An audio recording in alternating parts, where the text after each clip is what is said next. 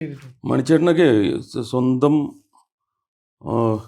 ആ ഒരു stardom hold ചെയ്യാൻ പറ്റിയിട്ടില്ല. മമ്മൂക്ക, ലാലേട്ടൻ, സുരേഷിനൊക്കെ അത് കൊണ്ടു നടക്കാൻ പറ്റുന്നുണ്ട്. മണിച്ചേട്ടന് പറ്റിയതെന്ന് പറഞ്ഞിട്ടുണ്ടെങ്കിൽ ഇപ്പം 45-ാം വയസ്സിലാണ് പുള്ളി മരിക്കുന്നത്.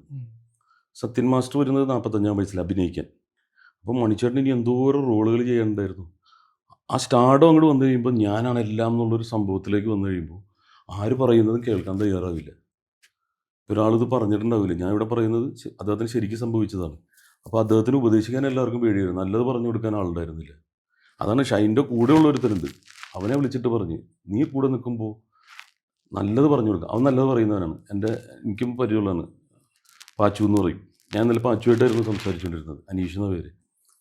പക്ഷെ അവൻ നല്ലവനാണ്. അവൻ നല്ലത് പറഞ്ഞു കൊടുക്കുന്നവനാണ്.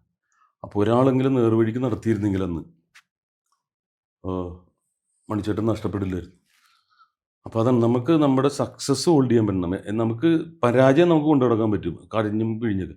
സക്സസ് എന്ന് പറയുമ്പോഴേ ഓർത്ത് നോക്കിക്കോ, മെർലിൻ മൺറോ എന്ന് പറയുന്ന ഒരു സ്ത്രീ, ഇത്രയും സുന്ദരി, അവർക്ക് വേണ്ടി എന്തിനും, അതായത് അവരുടെ കുഴിമാടത്തിൻ്റെ അടുത്ത് കുഴി വേണം എന്നും പറഞ്ഞ് നടന്നിട്ടുള്ള ആൾക്കാരുണ്ട്. അത്ര സുന്ദരി. 36-ാം വയസ്സിൽ സൂസൈഡ് ചെയ്തു. അപ്പോൾ സൂസൈഡ് ചെയ്ത് എന്താണ്, അവരുടെ സ്റ്റാർഡം അവർക്ക് ആസ്വദിക്കാനോ എൻജോയ് ചെയ്യാനോ അവർക്ക് കാശ് കിട്ടിയതൊന്നും എൻജോയ് ചെയ്യാൻ സാധിച്ചിട്ടില്ല. അപ്പോൾ അതിനെന്താ വേണ്ടത്? നമ്മുടെ ഫാമിലി. Ultimate is family.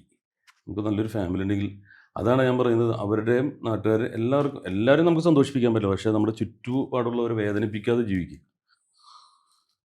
മണിച്ചേട്ടൻ വേദനിപ്പിച്ചു എന്നല്ല പറഞ്ഞത്, പക്ഷേ മണിച്ചേട്ടൻ്റെ വിയോഗം എത്ര പേർക്ക് വേദനയുണ്ടായി.